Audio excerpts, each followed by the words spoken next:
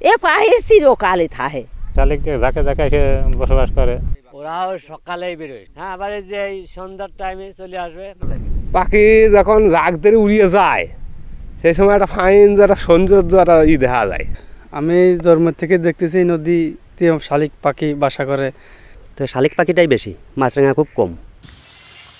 স্বাভাবিক নিয়মের প্রথাকে ভেঙে নদীর তীরে মাটিতে বসবাস করছে হাজারো পাখির দল। অভূতপূর্ব সৌন্দর্য ছড়াচ্ছে যুগ যুগ ধরে।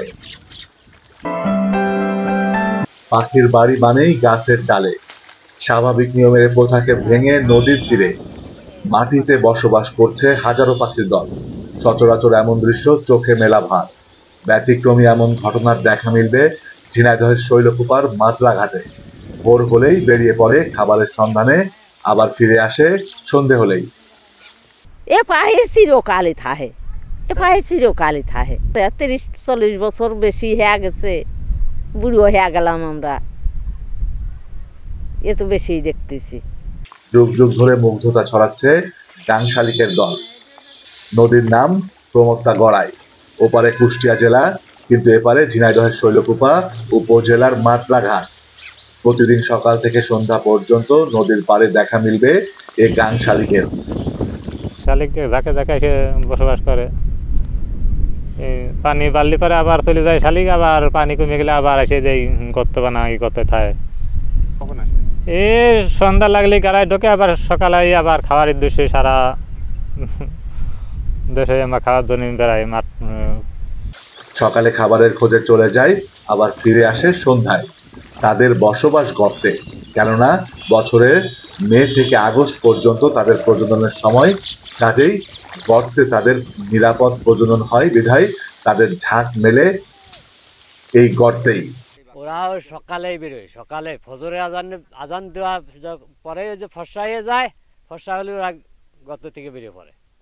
বেরিয়ে পড়ে সব কান্দা দিয়ে বসবে, কান্দা দিয়ে বসে কেজর বেজর নামাজ কালাম যাই পড়ুক না পড়ুক, হ্যাঁ, পড়ে টেরে ওরা রওনা হইল। হ্যাঁ, আবার এই যে এই সন্ধ্যার টাইমে চলে আসবে, মাগরিবের আজান দেবে, ওরা গাত্তায় ঢুকবে। স্থানীয়রা বলছেন নদীর মাছ ও আশেপাশের এলাকার ফসলের মাঠে তাদের খাবার মেলে বলেই তারা এখানে অভয়াশ্রম গড়ে তুলেছে। খরা বর্ষা মৌসুমে নদীর পানি বেড়ে গেলে এরা বাসা বাঁধে গাছে, এবং খরার সময় হলে আবারও নিজ গর্তে ফিরে আসে। এলাকাবাসীর দাবি, প্রায় 40 বছর ধরে তারা এখানে বসবাস করছে। হাত শালিক আর ঝুট শালিকের মতোই দেখতে হলেও এর ঠোঁট একটু মোটা ও চোখের কোণে লম্বা লাল আভা দেখা যায়।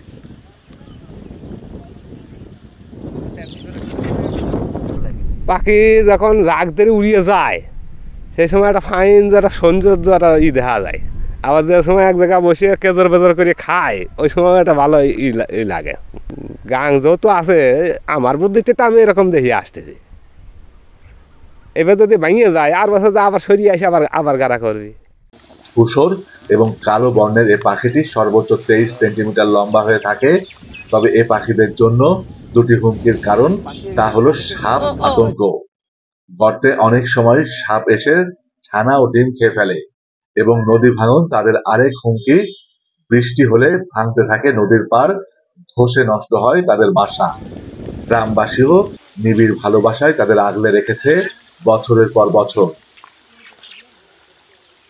আমি জন্ম থেকে দেখতেছি নদীতে শালিক পাখি বাসা করে। গাংজন ভরে যায়, সেখানে পাখি চলে যায়। কুয়াশ হয়, দাঁড়া সব বাড়ায়, যে গুক্কু শাক বাড়ায়, যে ডিম খাতে যায়, শালিক ক্যাচ ব্যাচ করে। শালিক পাখি থাকে আর মাছরাঙা পাখি থাকে। তো শালিক পাখিটাই বেশি, মাছরাঙা খুব কম। কেউ কেউ আবার চুইচুরা পাখিও বলে। তো ওরা হয়তো ভাবে যে তাদের এখানে মাটিতেই নিরাপদ, সেই কারণে গর্তের মধ্যেই থাকে। আমরা ছোটোবেলাতে দেখি যে এই পাখিগুলো এই যে সময় বাচ্চা উঠানোর সময় হয় এই সময়ই আসে, পানি নদীতে ভরে গেলে চলে যায়। কোন জায়গা থাকে পরবর্তীতে গাছে টাছে থাকে।